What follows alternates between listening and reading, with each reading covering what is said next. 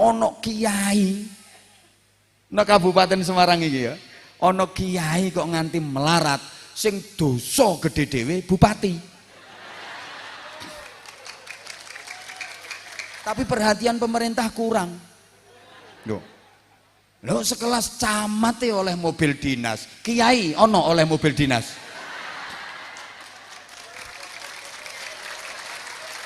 Ayo aku takon, Ketua Rois Suriah cabang Kabupaten Semarang angsal mobil dinas ora ngira apa maneh katib.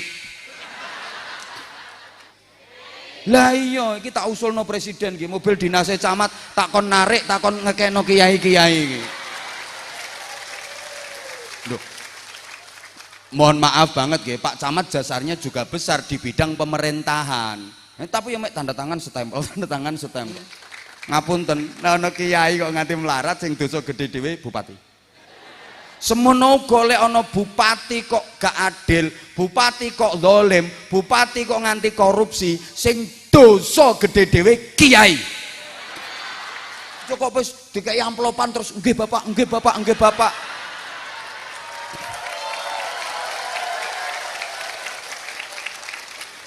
Bupati salah kudu dielingno, makane lek bupati kok nganti keliru, bupati kok nganti gak adil, bupati kok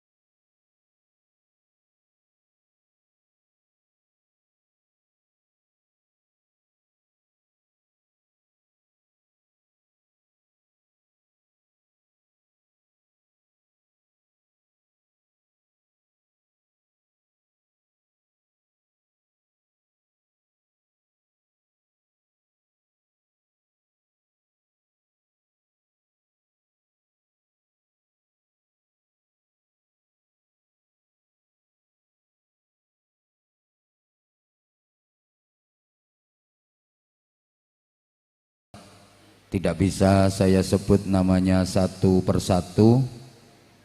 Semuanya yang kita taklimi, kita suwuni pangestu dan doa. Yang sama-sama kita cintai, kita banggakan, kita hormati Bapak Haji Ngesti Nugraha SHMH, Bupati Kabupaten Semarang, beserta Ibu Ketua Tim Penggerak PKK Kabupaten Semarang. Kita doakan mudah-mudahan beliau berdua panjang umur, sehat walafiat. Bapak Wakil Bupati bersama Ibu, para pimpinan organisasi perangkat daerah Kabupaten Semarang, ada Pak Sekda, Pak Dandim yang mewakili Pak Kapolres. Sapa maneh?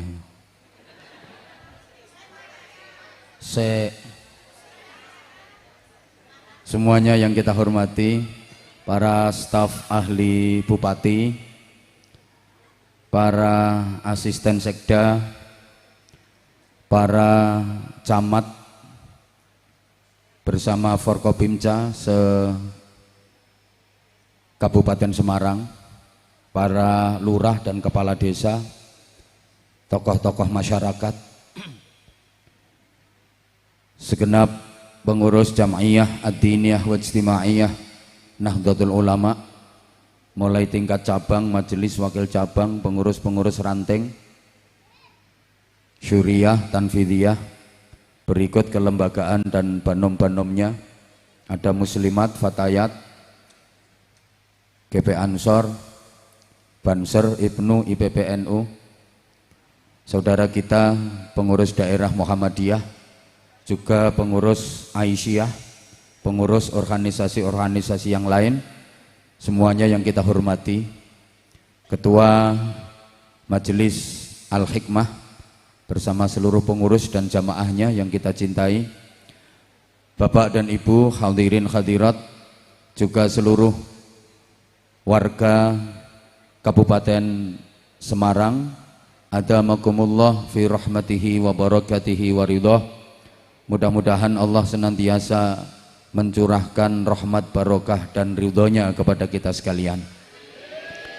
Alhamdulillah, kita dikaruniai kesehatan, kesempatan, kekuatan, semangat, dan insya Allah keikhlasan untuk sama-sama hadir bersilaturahim, berzikir, berdoa, bersolawat, bertalabil ilmi di majelis yang kita banggakan ini dalam rangka hari ulang tahun atau hari jadi Kabupaten Semarang yang ke-502. Oleh karena itu saya Anwar Zahid mengucapkan selamat dan sukses Dirgahayu Kabupaten Semarang yang ke-502. Mudah-mudahan Kabupaten Semarang makin jaya, makin maju, makin maslahah, manfaah dan barokah, makin berwibawa, bermartabat, sesuai dengan jargon Kabupaten Semarang yang berdikari, bersatu, berdaulat, berkepribadian, sejahtera dan mandiri. Amin Allahumma amin Allahumma. Semoga seluruh rangkaian yang telah dilaksanakan dalam rangka hari jadi yang ke-502 Kabupaten Semarang menjadi bagian dari semangat dan motivasi Kabupaten Semarang untuk menatap masa depan yang lebih baik. Khususnya rangkaian acara malam hari ini mudah-mudahan menjadi amal hasanah buat kita.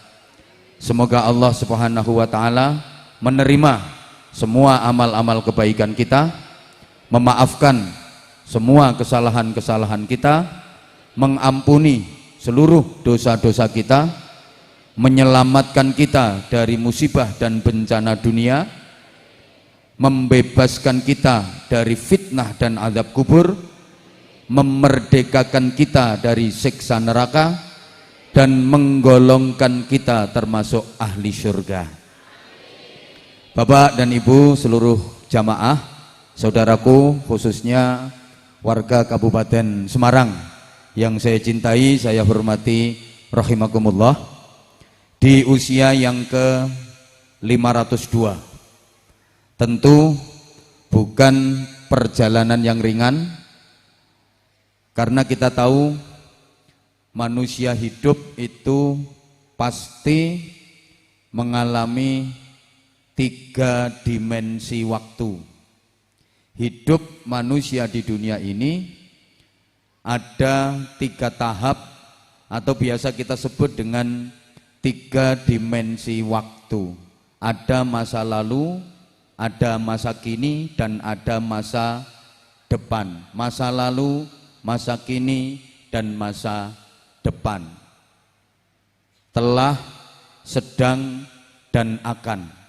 Dulu, sekarang, dan nanti. First time, present time, and next time.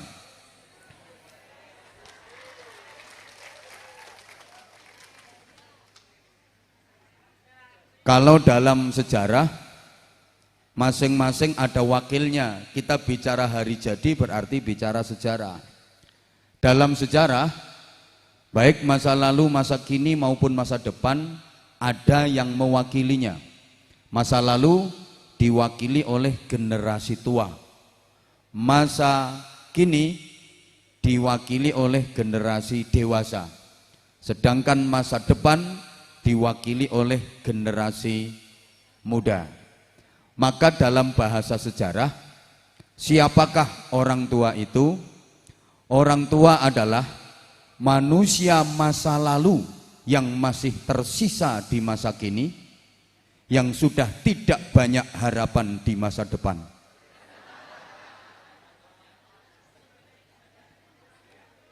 Contohnya ya orang tua.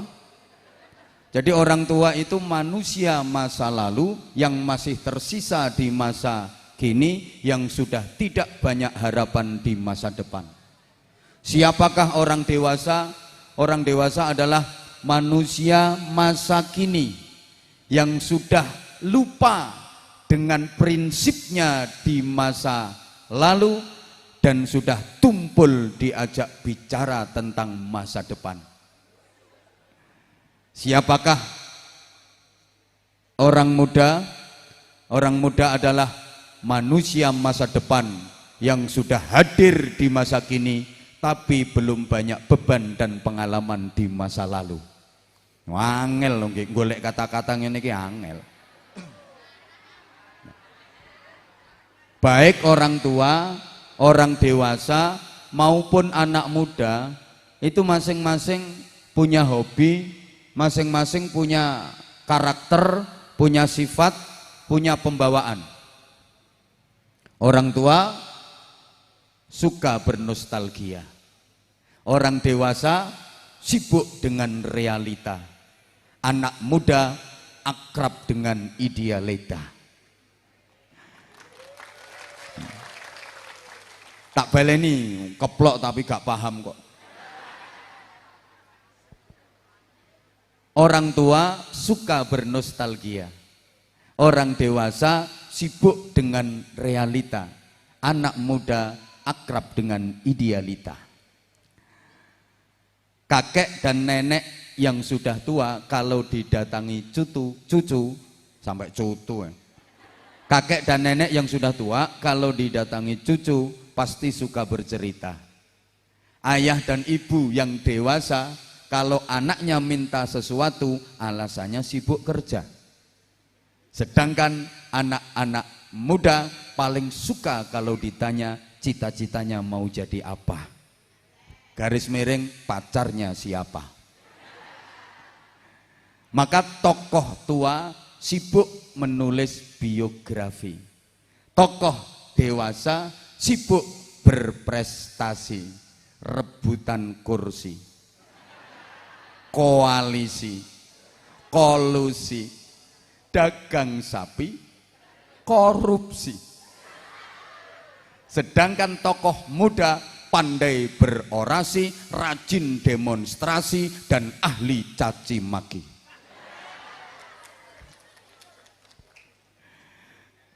Kalau kita bicara tentang masa depan, itu milik siapa? Tentu bukan milik generasi tua, bukan milik generasi dewasa, tapi milik generasi, ya Allah gak nyaut. Kalau kita bicara soal masa depan, itu milik siapa? tentu bukan milik generasi tua, bukan milik generasi dewasa, tapi milik generasi muda. Subbanul yaum rijalul ghad. Pemuda hari ini adalah tokoh di masa depan. Maka orang tua dulu itu suka memagari kampungnya dengan pohon bambu. Mungkin di beberapa desa di wilayah Kabupaten Semarang sampai sekarang masih ada desa-desa yang dikelilingi pohon bambu sebagai pagar desa. Kenapa orang tua dulu kok suka memagari kampungnya dengan pohon bambu? Karena pada pohon bambu terdapat 3 kekuatan sejarah yang berjamaah. Ada 3 generasi yang terpadu dalam rumpun bambu. Rumpun bambu itu ada bambu tua, ada bambu dewasa, dan ada bambu muda. Bambu tua namanya tunggak, bambu dewasa namanya preng, bambu muda namanya bung. Maka kalau bicara soal masa depan, menatap masa depan, mulai dulu pun bangsa Indonesia ketika masa-masa perjuangan, ketika masa-masa pergerakan, mengusir penjajah, merintis kemerdekaan, yang diseru bukan yang tua, bukan yang dewasa, tapi yang muda. Yang diajak bukan tunggak, bukan pring, tapi bung. Sehingga ada jargon, mari bung rebut kembali. Loh, mulane istilahnya ora kok mari pring rebut kembali. Apa maneh mari tunggak rebut kembali. Wis lewat. Sehingga di masa-masa pergerakan dan kemerdekaan dulu, bangsa kita kaya dengan bung-bung bangsa. Ada Bung Karno, ada Bung Hatta, ada Bung Sahrir, ada Bung Tomo, ada Bung Anwar Zahid. Tambahi Bung Ngesti Nugraha. Oleh karena itu, kalau Kabupaten Semarang ini pengen benar-benar berdikari, bersatu, berdaulat, berkepribadian, sejahtera, mandiri, langsung hafal aku. Harus memakai spiritnya Bung. Allahumma sholli ala Muhammad. Ya pokoknya Kabupaten Semarang kalau benar-benar kepingin mewujudkan visi dan misi, kepingin bisa mewujudkan jargon yang berdikari itu, harus menggunakan spiritnya Bung. Para jamaah yang saya hormati rahimakumullah, Bung itu setidaknya memiliki 3 karakter yang hebat, memiliki 3 sifat yang luar biasa. Pertama, Bung itu tegak dan runcing, jejeg tur lancip. Kalau ada bung yang tumpul dan bengkong, itu bukan bung harapan, tapi bung ancaman. Arane bung ini mesti jejeg tur lancip, tegak dan runcing. Ini artinya apa? Simbol bahwa Kabupaten Semarang kalau pengen benar-benar bisa berdikari, harus tegak dan runcing, idealis dan kritis, punya cita-cita yang kuat, punya visi dan misi yang jelas, tapi jangan cepat merasa puas dengan hasil yang sudah diraih. Harus meningkat, meningkat, dan terus meningkat. Tegak dan runcing itu artinya idealis dan kritis. Singkat-singkat saja, karena waktu kita terbatas. Yang kedua, loh, wong-wong yo ora ngerti, saiki hitungane per menit.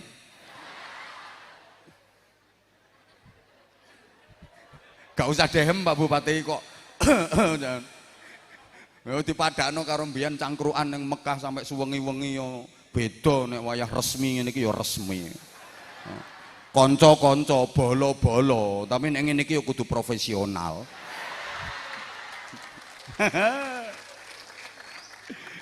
Yang kedua, sifatnya bung itu seperti apa? Dia selalu ingin melampaui siapa saja. Jangankan tunggak yang sudah rapuh dan lapuk, pring yang menjulang tinggi ingin dilampaui. Ojo kok trimo ming tunggak sing wis kropos, pring sing dhuwur ae pengen disalib karo bung. Harus seperti itu, ingin bisa melampaui siapa saja. Ini artinya Kabupaten Semarang harus kreatif, inovatif, produktif. Allahumma sholli ala Muhammad. Harus bisa melampaui target-target yang selama ini diagendakan. Bahkan secara prasasti dan prestasi harus bisa melampaui kabupaten-kabupaten lain di seluruh Indonesia.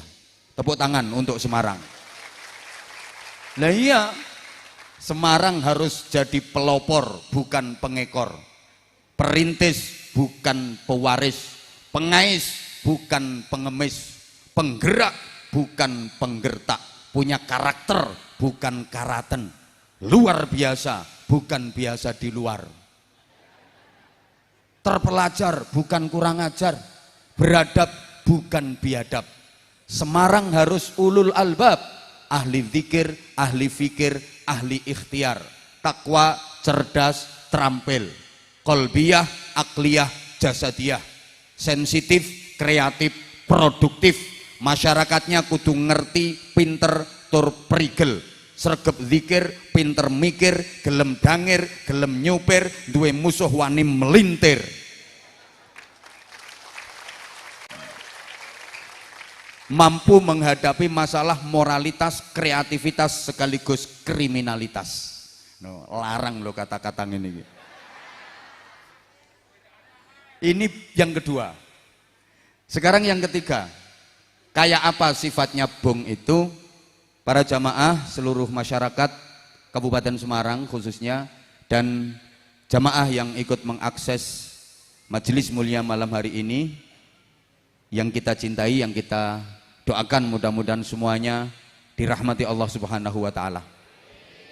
Karena hari jadi Kabupaten Semarang yang ke-502 malam ini yang nonton bukan hanya warga Kabupaten Semarang, bukan hanya warga negara kesatuan Republik Indonesia di Indonesia saja, bahkan ditonton juga oleh warga negara Republik Indonesia yang berada di luar negeri. Ada yang dari Taiwan, ada yang dari Hong Kong, ada yang dari Korea, ada yang dari Jepang melalui Anza Channel.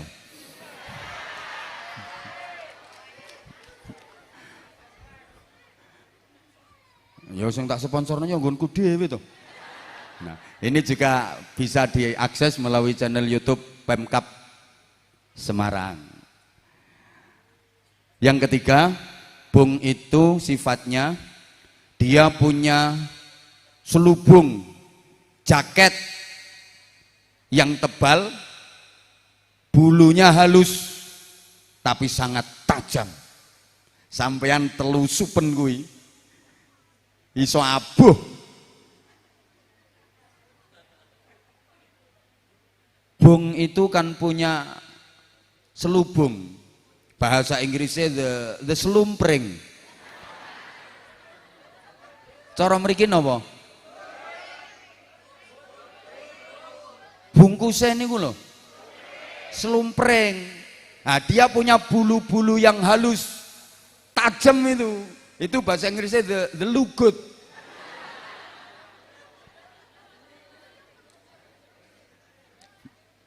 Kenapa bung kok membungkus dirinya dengan jaket tebal?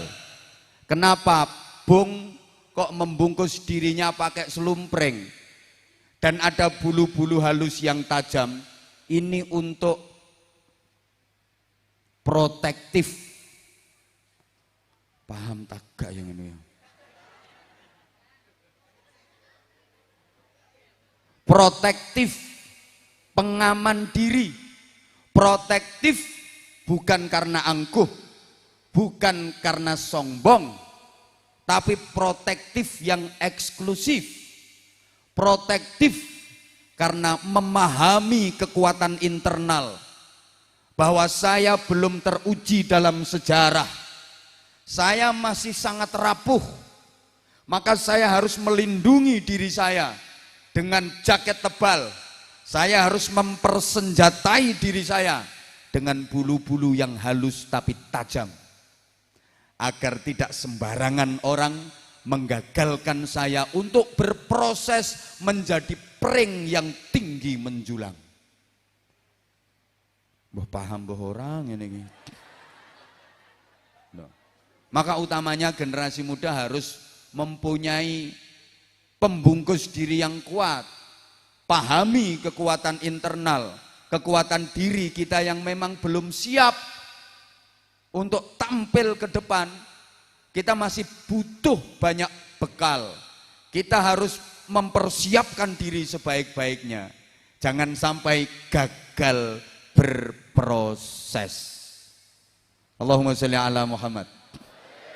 Oleh karena itu, mohon dengan sangat lagi hormat kepada Forkopimda, kepada staf ahli, Pak Sekda, para pimpinan OPD, dan seluruh yang terlibat dalam pemerintahan Kabupaten Semarang untuk membantu secara totalitas kepada beliau, Bapak Bupati.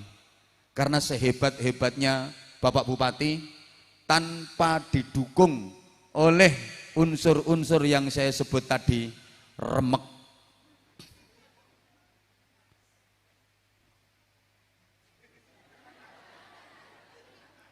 Harus kompak. Rasulullah Muhammad Sallallahu Alaihi Wasallam sukses dalam berdakwah. Beliau sendiri mengakui kesuksesan beliau nggak lepas pula dari sabab basyariah.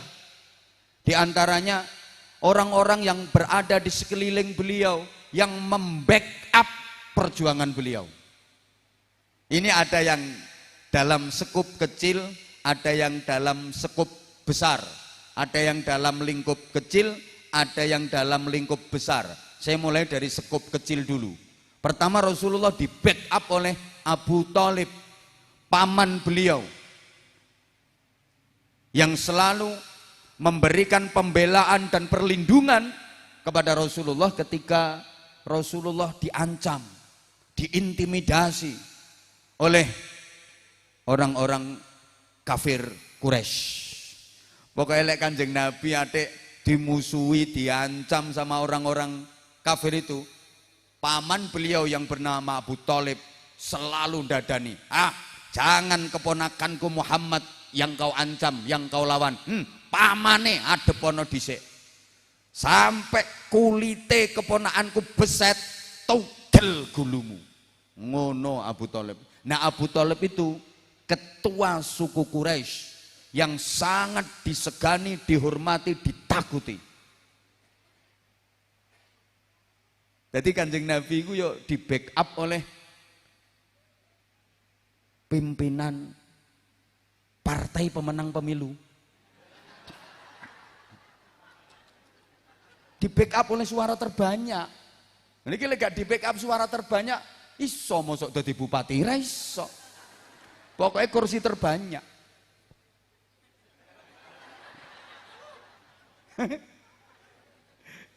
Lah nek sing kacamataan abot dadi bupati. Wong kursine piro? Lho Kanjeng Nabi di backup Abu Thalib. Abu Thalib ketua partai pemenang pemilu. Cara saiki. Lho penting. Yang kedua, istri Anda tercinta, Sayyidah Khadijah binti Khuwailid yang mempertaruhkan waktu, tenaga, pikiran, harta, benda, jiwa, raga, bahkan nyawa sekalipun demi mendukung perjuangan sang suami.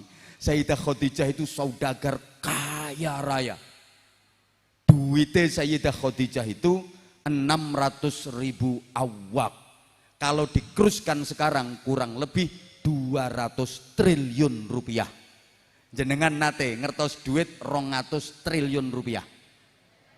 Kok sampean bupati lho urung tahu ngerti. Wong iki modale sing winginane urung balik.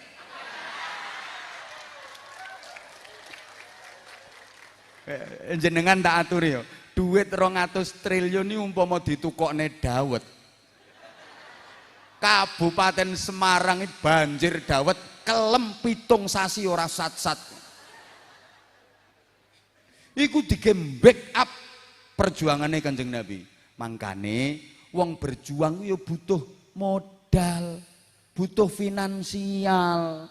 Berjuang gak ono duwike nonsen. Jangan munafik.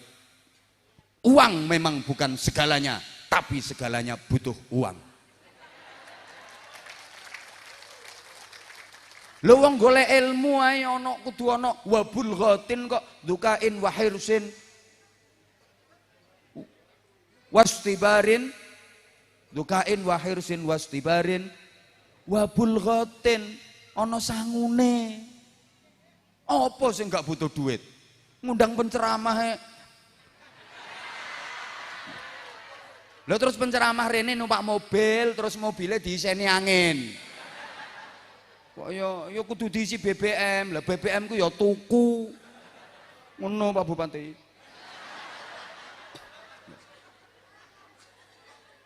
Lho Kanjeng Nabi ya di backup oleh kekuatan finansial yang luar biasa dari Sayyidah Khadijah. Ngono lho.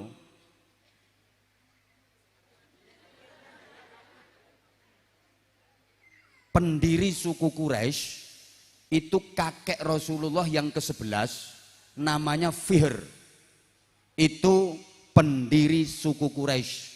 Fihr, kakek Rasulullah jalur urutan yang ke-11. Itu lek cara saiki penguasa perekonomian, lek cara saiki penguasa BUMN, penguasa pos-pos penting ekonomi.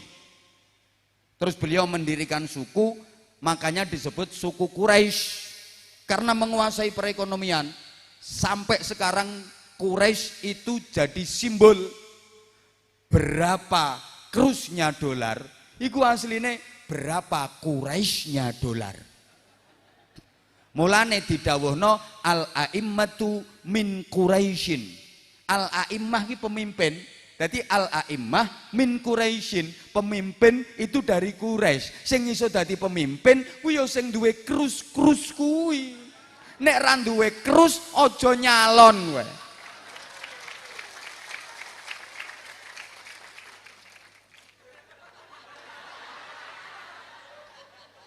Loh, apalagi masyarakat kita itu orangnya kan tawaduk. Artinya tawaduk itu tahu warna duit. 100.000 warnanya apa, 50.000 warnanya apa. Oh, di mana-mana kalau ditanya nanti pilih siapa, bukan kok figurnya seperti apa, visi misinya kayak apa, dari partai apa, programnya kayak apa, ndak. Rata-rata yang aku pilih yang berjuang, beras, baju dan uang. Pokok ukurannya NPWP, nomor piro, wani piro. Lu jujur no, saiki sholawat nariyah kalah karo sholawat rupiah.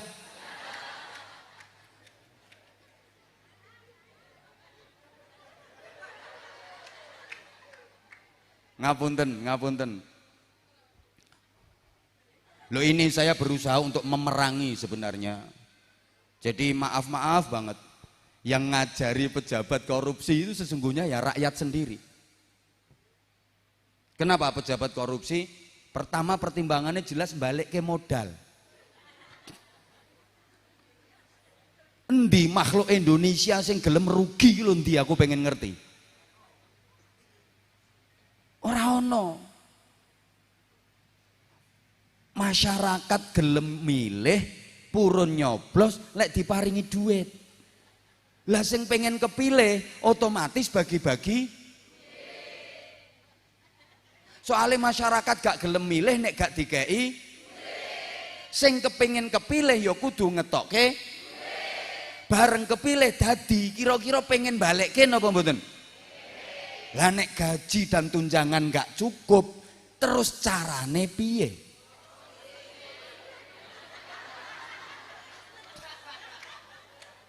Sopo sing mulangi pemimpin-pemimpin korupsi? Ya rakyat.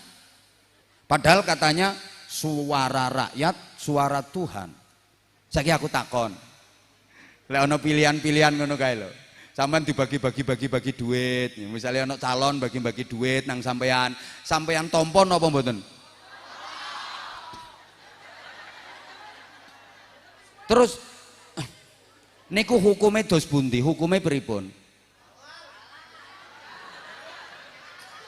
Hah? Bagaimana suara rakyat katanya suara Tuhan kalau rakyat memberikan suara dengan cara yang tidak diridhoi oleh Tuhan? Ya wes wallahu a'lam bishawab. Ora ning duweke ora sugih. Kabeh kan ngono. Alasane masyarakat iki guyokne kok alasane. Yo kan sehari ini pilihan coblosan, jadi prei gak kerja, yo minta ganti untung, gantine gak kerja sehari, wis mbuh pokoknya ngono kuwi. Dalam skup yang lebih besar, Rasulullah sukses, beliau sendiri mengakui dukungan dari orang-orang yang berada di sekitar beliau. Satu, ada Sayyidina Abu Bakar Siddiq, orang tua yang arif dan bijaksana. Harus ada, makanya ada penasehat, ada staf ahli. Itu fungsinya sebagai Abu Bakar, ada Syuriah. Ya.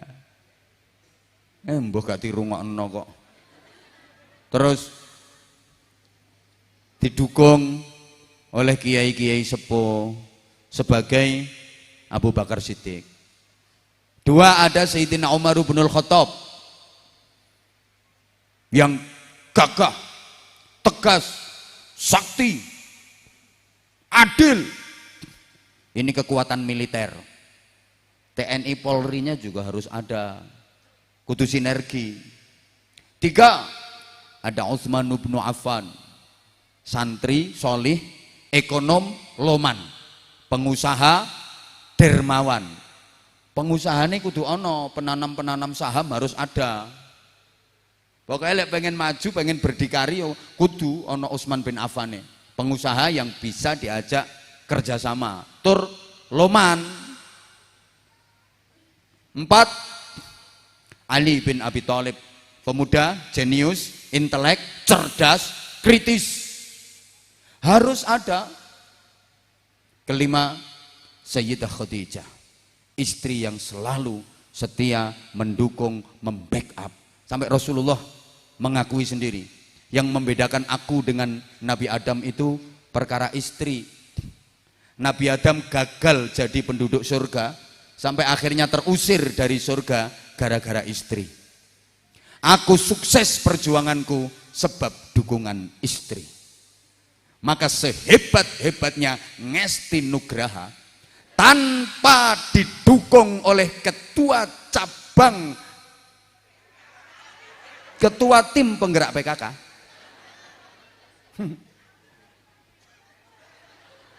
nyonyor. Lu bener, wong wedok kekuatannya luar biasa. Makanya nenek wong lanang ya, nggarap apa-apa kok keliru. Biasanya ini ada masalah karo bojone. Sampai kiai lo ceramah iso korat karet. Ini biasanya ya bar di celatu bojone. Bupati yang ngono. Tanda tangan iso salah kabeh. Wih jelas berarti kerawus karo ketua tim penggerak PKK.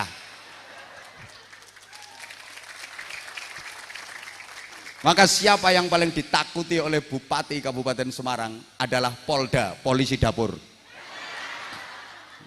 Saya sering sampaikan, di balik suami yang hebat pasti ada istri yang kuat, dan di balik istri yang hebat pasti ada suami yang sekarat. Di balik suami yang sukses pasti ada istri yang tahes, dan di balik istri yang sukses biasanya ada suami yang stres.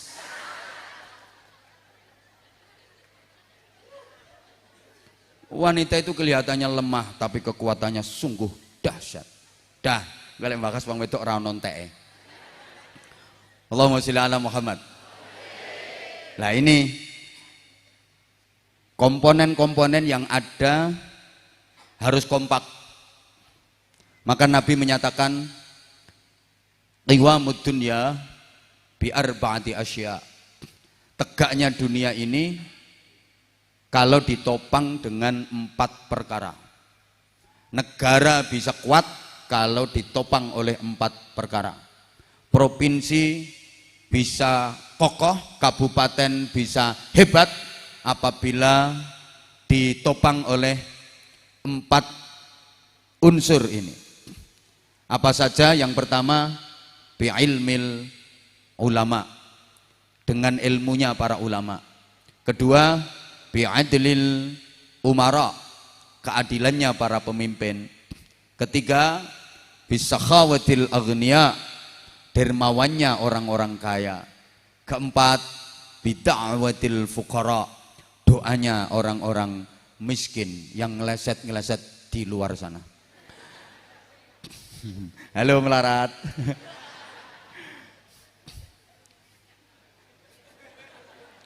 Ya, diurut satu-satu, ringkes-ringkes saja, masih ada waktu 10 menit.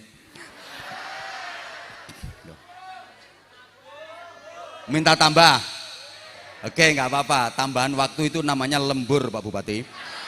Jadi ini orang-orang minta lembur, jadi ya harus ada lemburannya. Pertama, bi'ilmil ulama. Saya ngomong santai-santai mawon kersane jenengan kalih saged mikir. Nanti kalau saya ngomongnya cepet jenengan malah susah nangkepnya, karena saya sadar yang saya hadapi kurang begitu cerdas. Loh, yang cerdas itu yang duduk di atas ini gitu loh. Kan yang saya hadapi, ini kan saya iringi gitu loh. Sampeyan aja tersinggung ya tak lokno gak patek cerdas. Sing tak lokno ngarep ngono lho, ngarep ngono. Yang saya hadapi, kan saya nggak menghadapi ini. Ilmunya para ulama. Memang orang berjuang itu kan sesuai dengan profesinya. Kalau ulama ya berjuang dengan ilmunya. Kalau TNI ya berjuang dengan kekuatannya. Apa perjuangan TNI? Berjuangnya TNI itu ya pertahanan. Kalau Polri berjuangnya apa? Kamtipmas. Kalau guru berjuangnya intisyarul ilmi, nyebar ilmu, itu yang bernilai jihad. Kalau pedagang sing jujur nek dagang, itu jihadnya. Nek utangmu akeh, kerja keras. Aja salah, utangnya akeh bendina no masjid, sobone ora gelem kerja no masjid. Lunas mboten utange? Loh, mungkin lunas nek nyolongi kotak amal.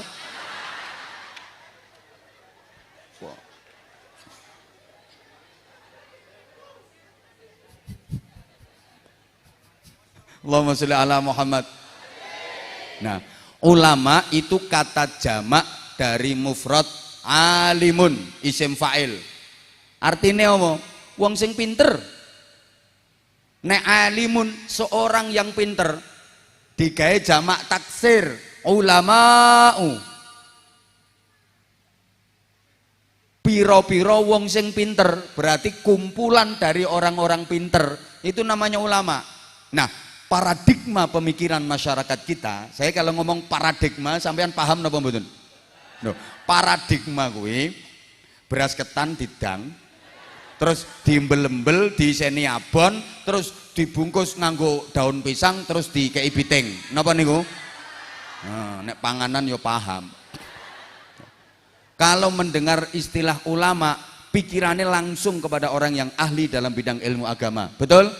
Nah, padahal kalau kita lihat dari kacamata terminologi bahasa, wis apa maneh kuwi. Nah, kalau dari segi bahasa ya, pokoknya orang yang pinter, mempunyai keahlian dan pengetahuan lebih di suatu bidang, itu yang masuk golongan ulama. Orang loh ya. Halo. Orang yang pinter, ahli, mempunyai pengetahuan lebih di bidang agama, berarti dia ulama agama. Di masyarakat kita biasa disebut kiai, ustadz. Kalau di daerah Kalimantan sana disebut tuan guru. Kalau di daerah Sunda sana disebut ajengan. Embo. Loh berarti kalau diteruskan, maaf, orang yang pinter, ahli, mempunyai pengetahuan lebih di bidang ekonomi disebut ekonom. Berarti ini ulama ekonomi. Orang yang pinter, ahli, dan mengetahui mempunyai pengetahuan lebih di bidang teknologi disebut teknokrat. Berarti ini ulama teknologi. Understand? Orang yang pinter, ahli, dan mengetahui mempunyai pengetahuan lebih di bidang sosial disebut sosiolog. Niki berarti ulama sosial. Paham? Orang yang pinter, ahli, punya pengetahuan lebih di bidang birokrasi dinamakan birokrat. Berarti ini ulama birokrasi. Paham? Orang yang pinter, ahli, mempunyai pengetahuan lebih di bidang kriminalitas disebut kriminolog. Berarti ki ulama kriminal. Ulama kriminal. Oh no loh. Lah, semua harus the right man on the right job, the right man on the right place. Podo gak ngerti nih. Kalau dalam bahasa kita, kullu ya'malu ala syakilati. Ngono. Harus kerjasama, sinergi. Pokoknya gampangannya, ada ulama, nanti sama umaro, sama TNI Polri, sama semua unsur harus sinergi, saling ngeten. Ngapunten banget. Ada hal yang kiai tidak mampu menyelesaikan, yang mampu menyelesaikan adalah bupati. Sebagaimana bupati tidak mampu menyelesaikan sesuatu, yang kiai bisa menyelesaikan sesuatu itu.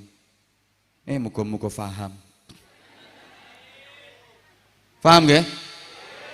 Makanya ini bisa dijadikan simbol ya. Dulu rata-rata para wali kalau mendirikan masjid terbesar di satu kadipaten, itu masjidnya pasti berdampingan dengan pendopo kabupaten. Dulu begitu, masjid ngedep alun-alun berdampingan dengan pendopo kabupaten. Kenapa? Masjid simbol ulama, pendopo kabupaten simbol umaro. Masjid simbol kiai, pendopo simbol bupati. Bupati dengan kiai harus berdampingan.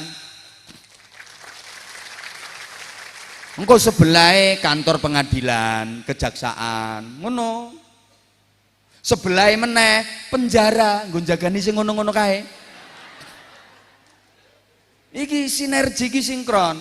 Makanya saya sering sampaikan, ngapunten, ono kiai nah Kabupaten Semarang iki ya, ono kiai kok nganti melarat, sing dosa gede dhewe bupati.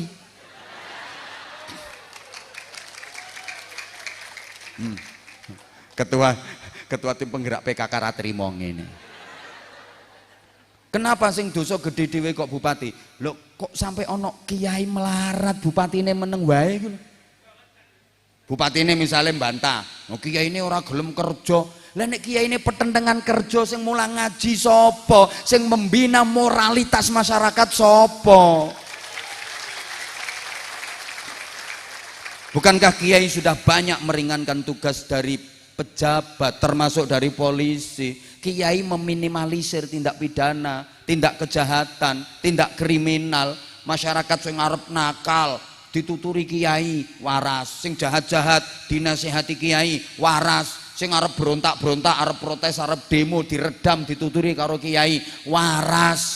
Loh, jasane kiai ten gene masyarakat niku besar apa besar? Ageng apa ageng?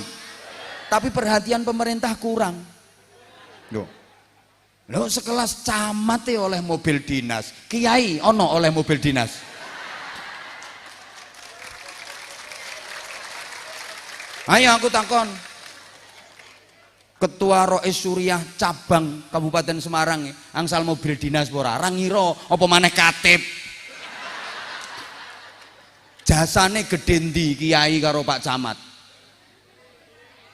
Jujur-jujuran nanggone masyarakat, nanggone warga, jasane gedhe pundi? Lah iya iki tak usulno presiden iki mobil dinase camat takon narik takon ngekeno kiai-kiai iki. Loh. Mohon maaf banget nggih, Pak Camat jasarnya juga besar di bidang pemerintahan. Tapi ya mek tanda tangan setempel, tanda tangan setempel. Lu sing bina mentale masyarakat nih. Sopo? Bangunlah jiwanya, bangunlah badannya. Kalau kita mau jujur, yo nek sing PNS, ASN niku, iku mulange paling mulange mulai jam 7 sampai jam 12. Oleh gaji tetap, oleh tunjangan. Lah kiai iki mulange 24 jam non-stop. Orang mek mulang tok sak tirakate, sak macem-macem. Perhatiannya pemerintah kurang. Ape demo yo ora pantes.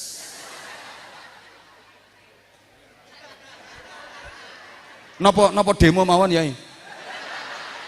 Ayo sesuk kiai sak Kabupaten Semarang geruduk pendopo kabupaten. Mulane ngapunten. Lah ana kiai kok nganti melarat sing dosa gedhe dhewe bupati. Semono golek ana bupati kok gak adil, bupati kok zalim, bupati kok nganti korupsi, sing dosa gedhe dhewe kiai. Kenapa? Lah kiai kok gak iso nuturi bupati. Nggo apa? Aja mek nggih tok nang ngarepe bupati. Lek bupati salah tegor, elingno. Aja kok wis dikai amplopan terus nggih Bapak, nggih Bapak, nggih Bapak.